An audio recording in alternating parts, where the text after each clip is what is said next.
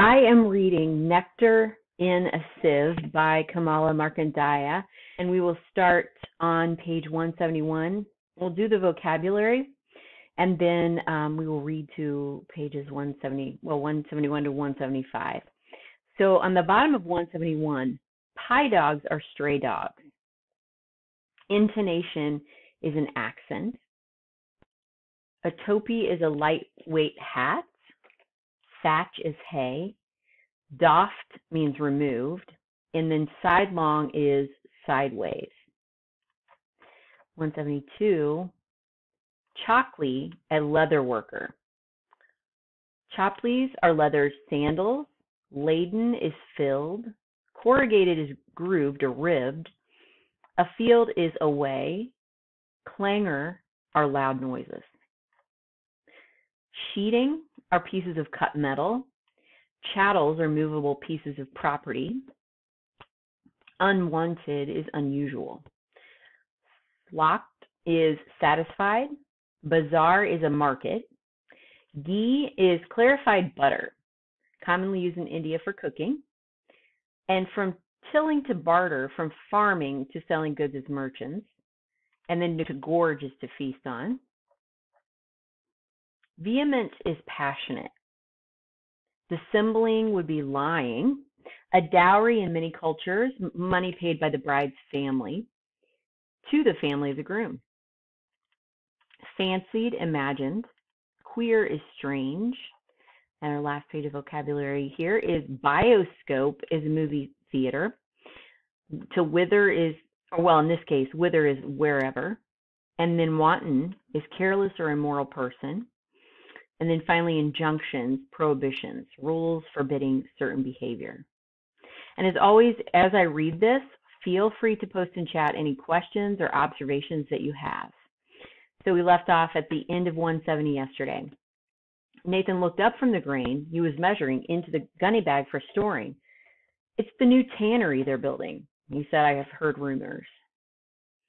Arjun, torn between a desire to dash back and a craving to hear more from his father, teetered anxiously to and fro on his heels, but Nathan said no more. He put the grain away carefully in the granary and then rose. Come, he said, we'll see. All the families were out. The news had spread quickly. Callie and her husband, Kunti and her boys, Janaki, surrounded by her numerous families. Even old Granny had come out to see. Children were everywhere, dodging in and out of the crowd, crying out to each other in shrill, excited voices. Startled pie dogs added to the din.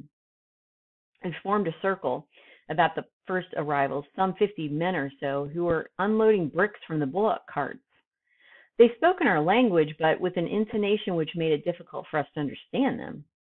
Townspeople, Callie whispered to me, they say they have traveled more than 100 miles to get here. She was prone to exaggerate and also believed whatever was told her.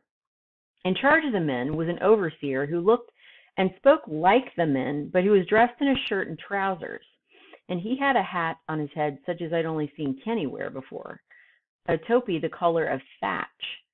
The others wore loincloths and turbans, and a few wore shirts, but as the day wore on, they doffed their shirts one by one until all were as our men. The men worked well and quickly with many a sidelong glance at us. They seemed to enjoy having created such a stir and lured such a big audience. As for the overseer, he made much play of authority, directing them with a loud voice and many gestures, but doing not a stroke of work himself. Still, it must have been hot for him standing there waving his arms about, for the shirt he wore was sticking to his back now, and then he would lift his hat as if to allow the wind to cool his scalp. Until at last there was a commotion about the edges of the circle of which we were the inner ring. The crowd was parting, and as the movement spread to us, we gave way too, to let a tall white man through. He had on a white topi and was accompanied by 3 or 4 men dressed like him in shorts. The overseer now came forward, bowing and scraping, and the red-faced one spoke to him rapidly, but so low we could not hear what he was saying.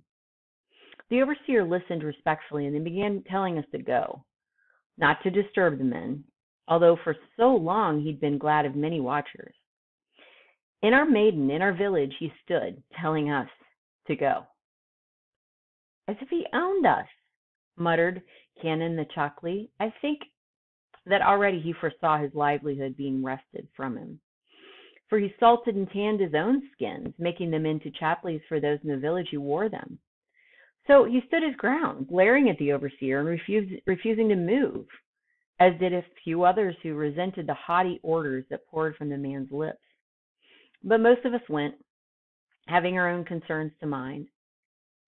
Every day for 2 months, the line of bullock carts came in laden with bricks and stones and cement, sheets of tin and corrugated iron, coils of rope and hemp.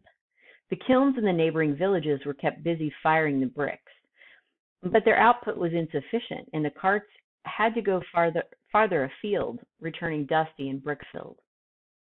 Day and night women did rope, since they could sell as much as they made, and traders waxed prosperous, selling their goods to the workmen. They were very well paid, these men, some of them earning 2 rupees in a single day, whereas even in good times we seldom earned as much.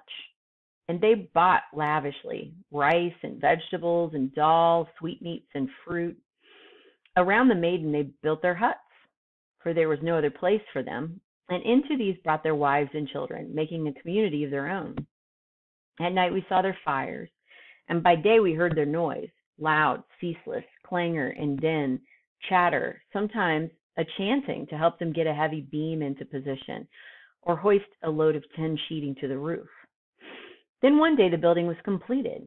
The workers departed, taking with them their goods and chattels, leaving only the empty huts behind. There was a silence. In the unwonted quiet, we all wondered apprehensively what would happen next. A week went by, and another.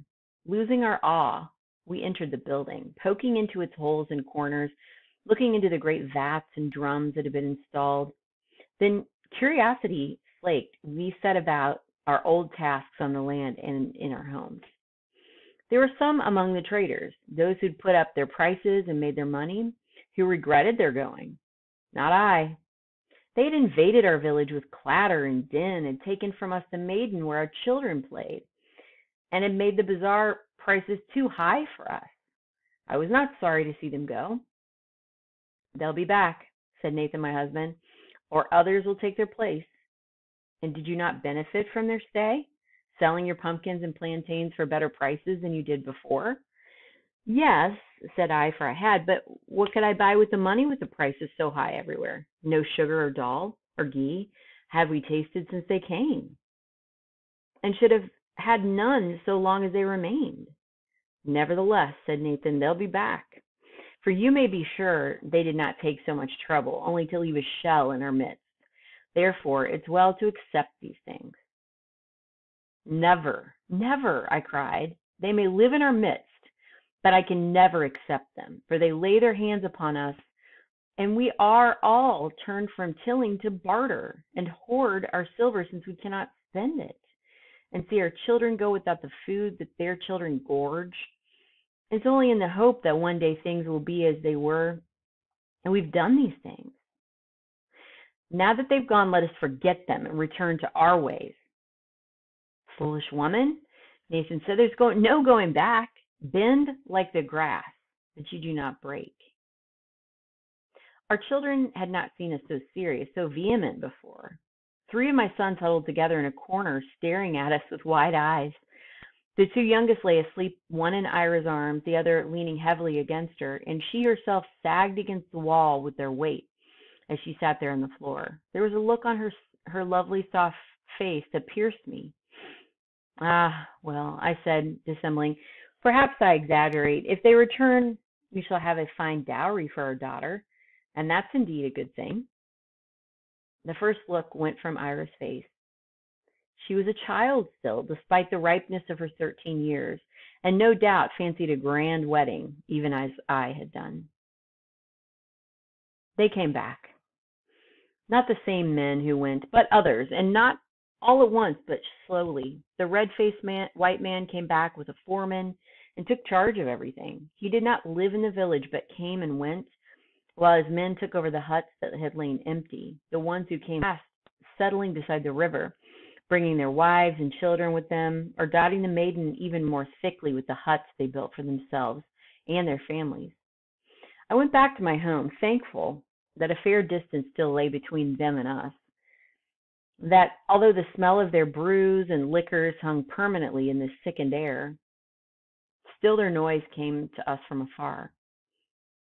"You're a queer being," Kunti said, her brows flaring away from her eyes. "Are you not glad that our village is no longer a clump of huts, but a small town? Soon there will be shops and tea stalls, even a bioscope such as I've been to before I was married. You'll see." "No doubt I will," I said. "It will not gladden me. Already my children hold their noses when they go by, and all is shouting and disturbance and crowds wherever you go. Even the birds have forgotten to sing, or else their calls are lost to us."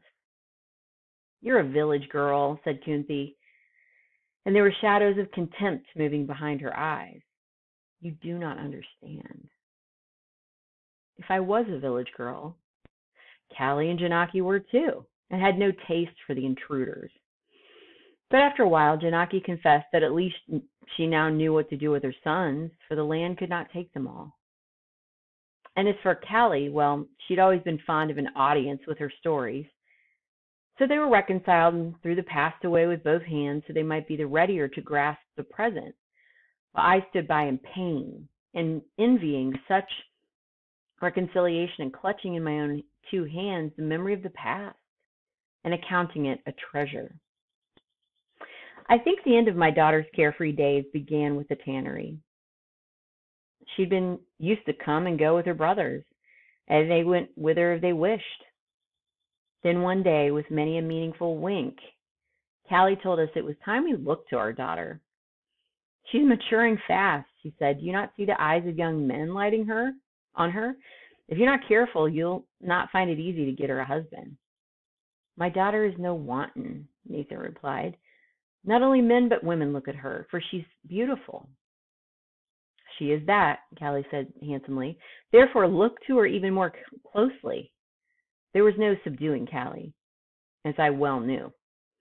Thereafter, although we didn't admit it to each other, we were more careful of Ira.